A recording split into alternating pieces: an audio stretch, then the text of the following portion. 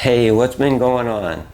Ever since I was 14, I've been intrigued about what makes some people so fast on a motocross bike. At times, I've been obsessed with this concept.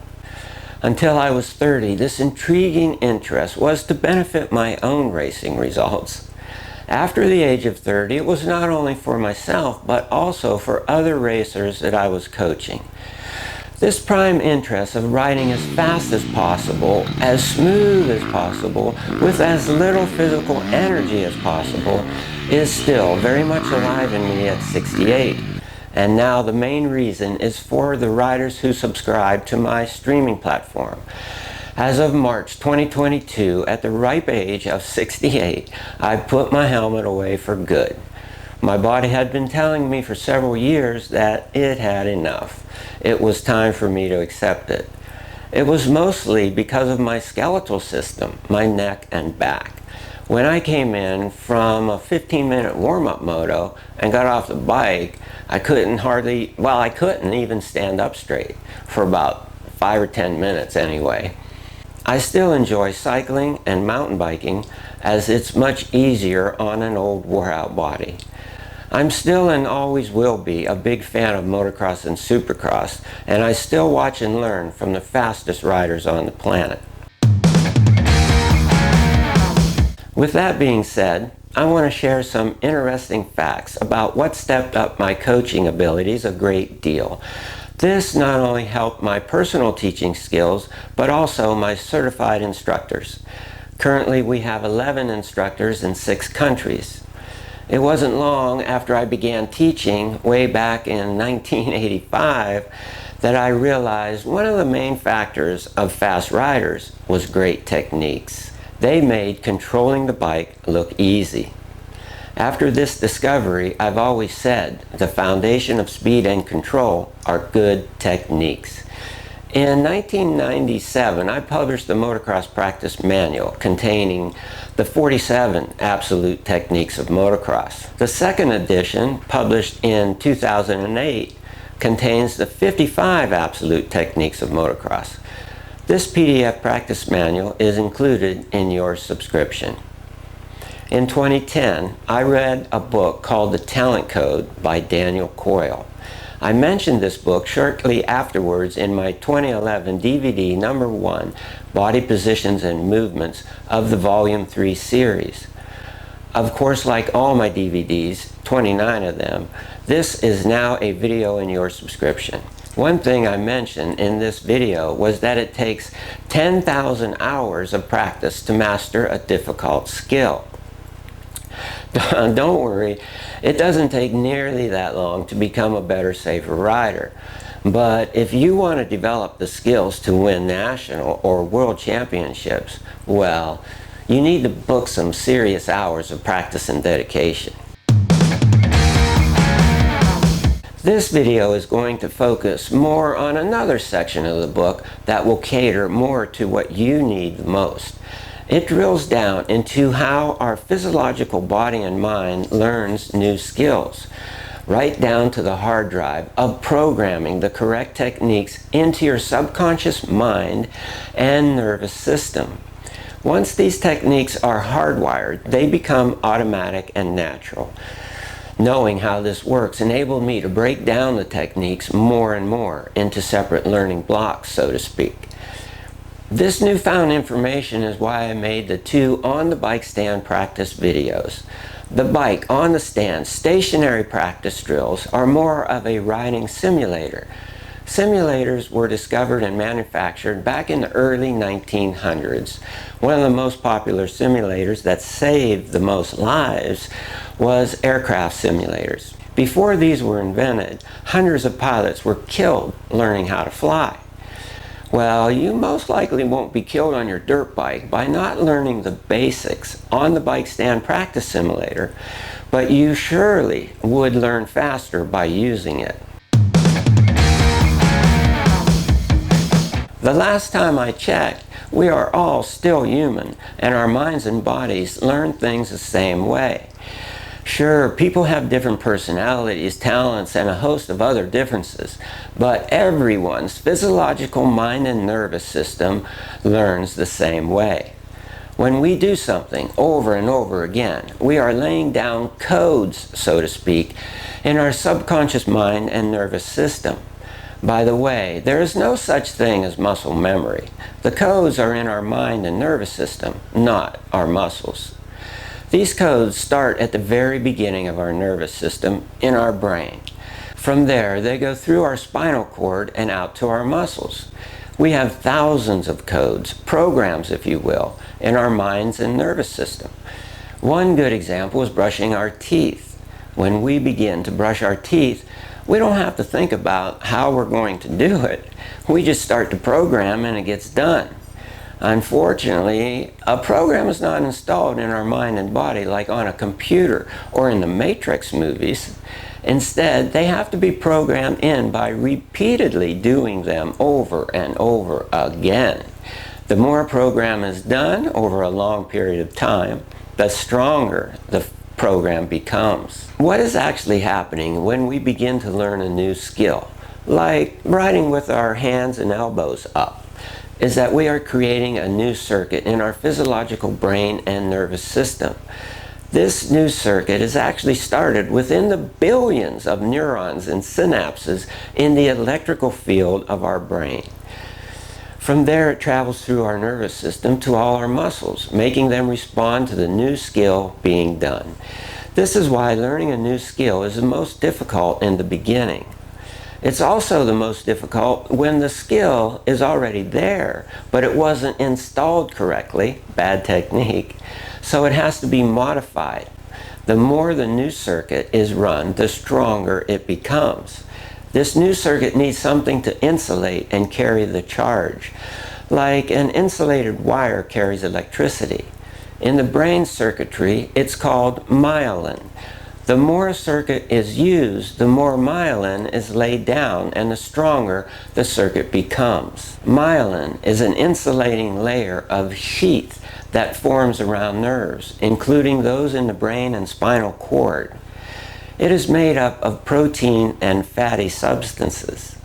This myelin sheath allows electrical impulses to transmit quickly and efficiently along the nerve cells. Each new skill isn't just something you know and understand. That's just the first step. That just allows you to begin laying down myelin and develop a new circuit that will produce the results you want. It's the repetitive, frequent practice over a long period of time, hours, weeks, months, and years, that will make you really good at a difficult skill. When I discovered this, it gave me a whole new outlook on teaching motocross techniques.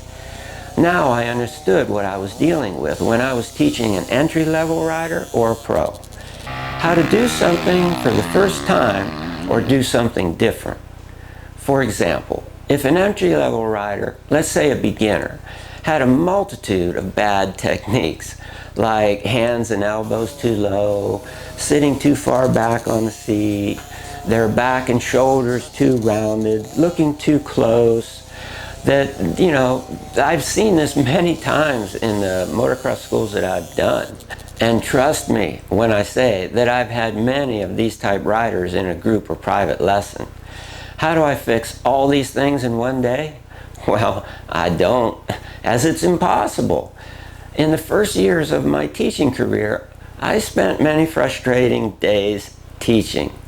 Over time, and especially after reading the talent code, I developed much more efficient ways to enable all the riders, even the hard learners, to get on a path to improvement. I would point out to them and make a list for them to keep of all the things that they needed to fix. However, on the day, we would work only on 2 or 3 techniques from their list. I would set up an action drill for each technique. Let's use the common problem of having their hands and elbows too low. First, we would work on this in a stationary position, the bike stand simulator. Every rider that I've ever taught could do it correctly this way. Next, I would use an action practice drill, but very few of the riders could still do it correctly in this action drill. Even after I repeatedly told them to focus, slow down, and just focus on the new technique, which was to keep their hands and elbows up. They just did it with no problem at all in the stationary position, and we would do this repeatedly also.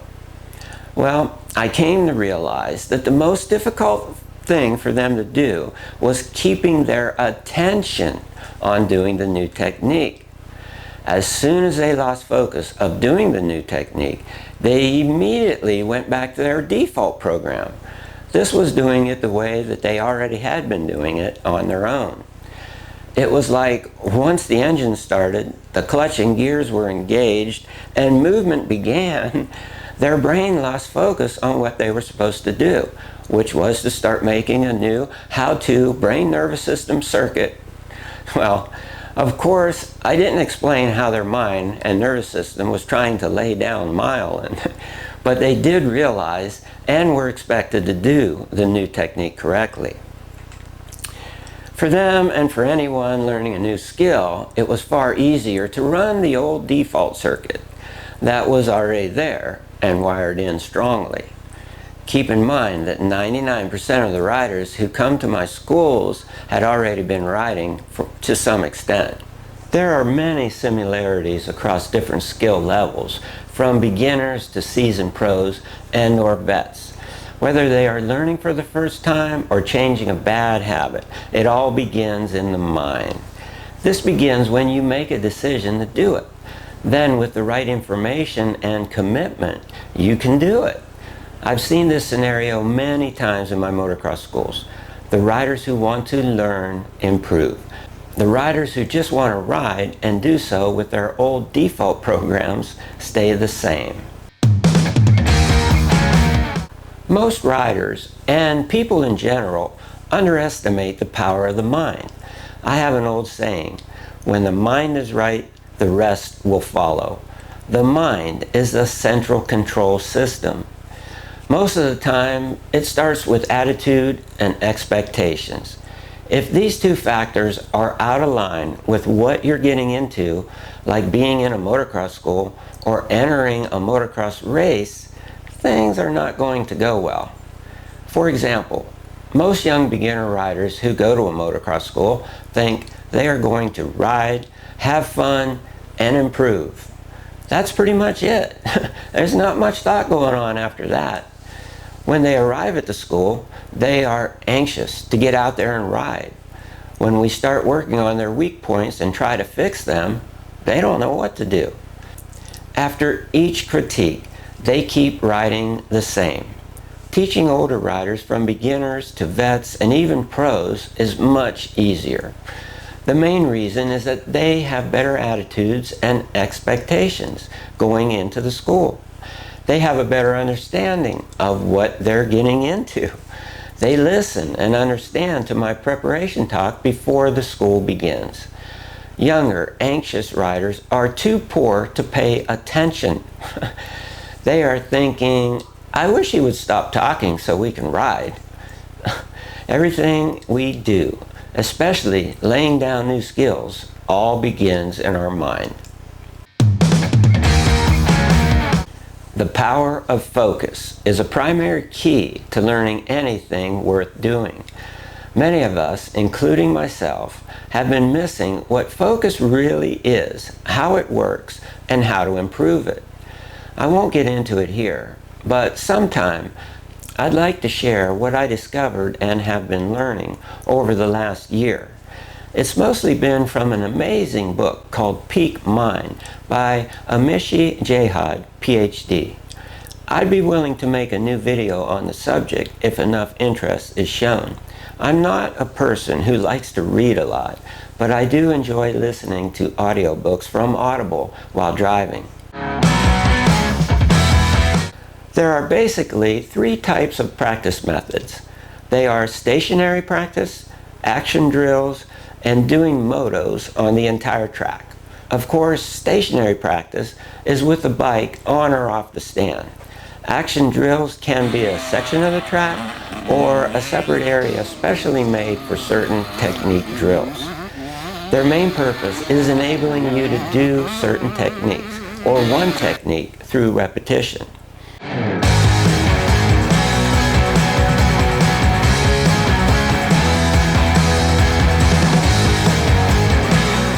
Obviously, motos on the entire track is pretty much self-explanatory.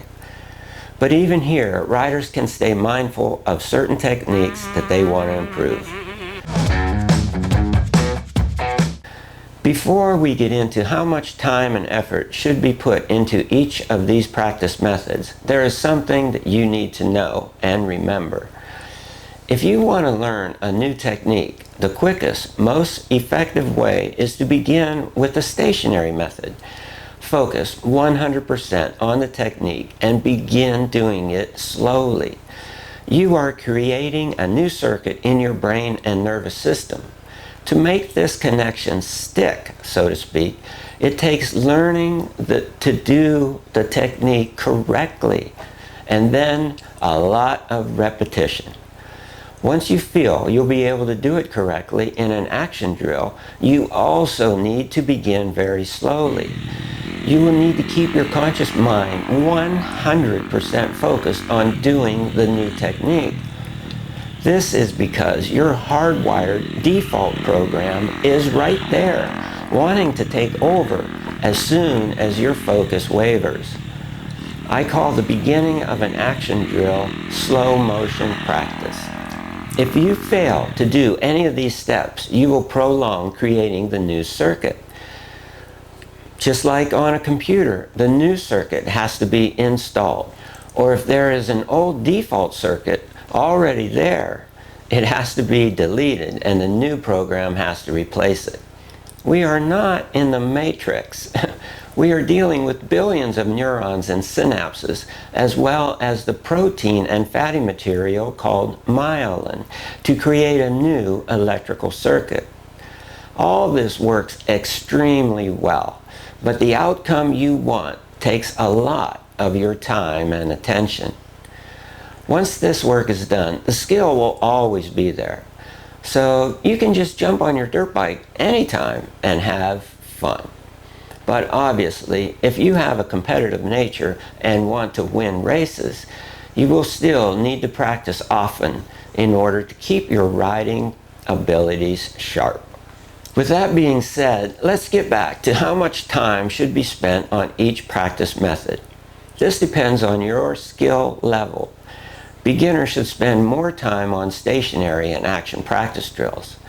As your skill level rises, you should adjust your times for each practice method.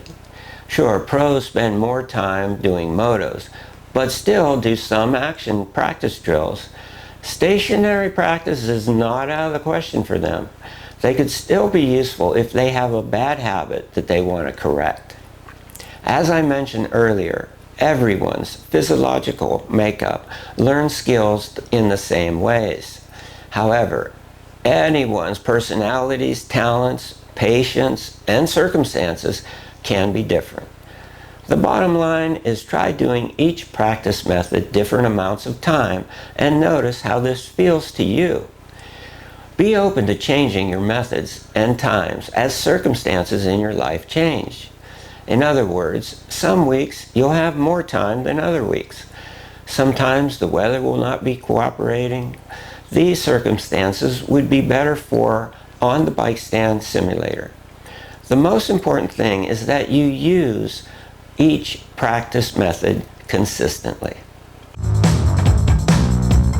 Learning new riding skills and improving your speed and overall control, endurance, race results, and having fun on your dirt bike takes discipline.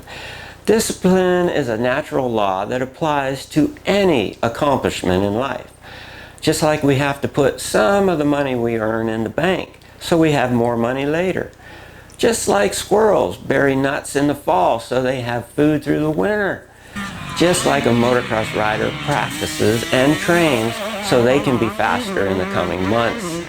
These facts are apparent to anyone with a brain, right? But there are the instant gratification temptations that keep us from what we shoulda, woulda, coulda done.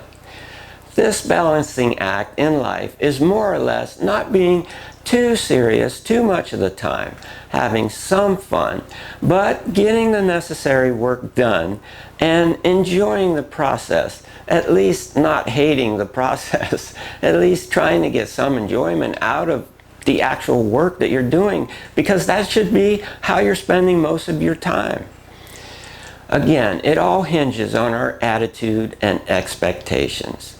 The higher you reach, the more discipline it takes to get there. The lower you reach, the easier it gets, but so are the rewards.